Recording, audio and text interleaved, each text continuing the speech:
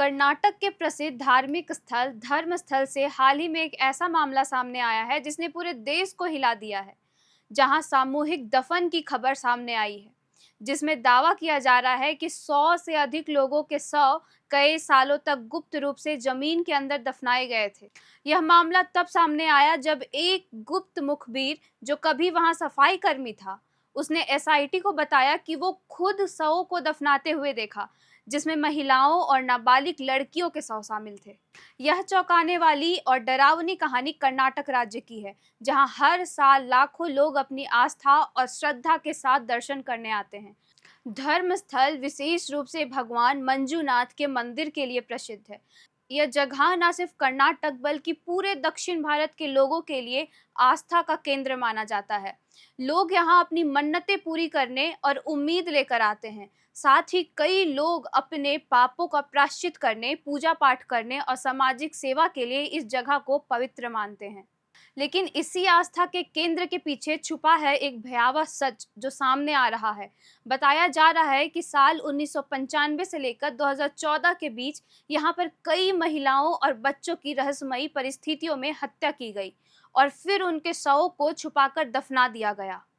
इस रहस्य से पर्दा तब उठा जब एक पूर्व सफाई कर्मचारी, जो धर्मस्थल में ही अपना काम करता था, सामने आकर गवाही दी। उसने बताया कि उसे मजबूर किया गया था कि इन शवों को जंगल में ले जाकर चुपचाप तरीके से दफना दे या जला दे। उस गवाह ने यह भी दावा किया कि कई शवों पर यौन हिंसा के निशान थे, कई महिलाओं के कपड़े भी नहीं थे और कुछ बच्चों की लाशों पर स्कूल यूनिफॉर्म और बैग के साथ देखी गई।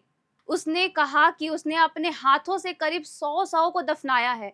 ये खुलासे बहुत ही गंभीर और डरावने वाले हैं, जिसने पूरे राज्य को हिलाकर रख दिया है। यह मामला अचानक जुलाई 2025 में चर्चा में आया, जब उसी गवाह ने एक एफआईआर दर्ज करवाई और सरकार से न्याय की मांग की। इसके बाद कर्नाटक सरकार हरकत में आई और इस मामले की गंभीरता को देखते हुए 20 सदस्य एसआईटी यानी स्पेशल इन्वेस्टिगेशन टीम बनाई गई। इस टीम की अगुवाई डीआईजी एमएन अनुचेद और डीजीपी प्रणब मोहंती कर रहे हैं। एसआईटी की जिम्मेदारी है कि वो गवाह के बताए 13 जगहों की जांच करे जहां पर कथित रूप से शवों को दफनाया गया था। अब तक साइट 6 नाम की जगह से कई मानव हड्डियां और अवशेष बरामद किए गए हैं, जिसे फॉरेंसिक लैब भेजा गया। इस पूरे मामले का मुख्य मकसद है सच्चाई को सामने लाना, दोषियों को पकड़ना और मृतकों को न्याय दिलाना। ध्यान देने वाली बात यह है, जहां एक ओर लाखों श्रद्धालु धर्मस्थल को पुण्य और शांति का स्थान मानते हैं, वहीं दूसरी ओर जब वहां की जमीन के नीचे दफन सच इंसानियत को झकझोर रहा है। सरकार ने इस मामले की जांच में कोई कोताही न बरतने का वादा किया है और आगे आने वाले दिनों में अगर और सबूत मिलते हैं तो दोषियों पर कड़ी कार्रवाई की जाएगी। इस पूरी घटना ने लोगों को यह सोचने पर मजबूर कर दिया है कि क्या धार्मिक स्थान के नाम पर किसी ने इतनी बड़ी साजिश को इतने सालों तक छिपा कर कैसे रखा।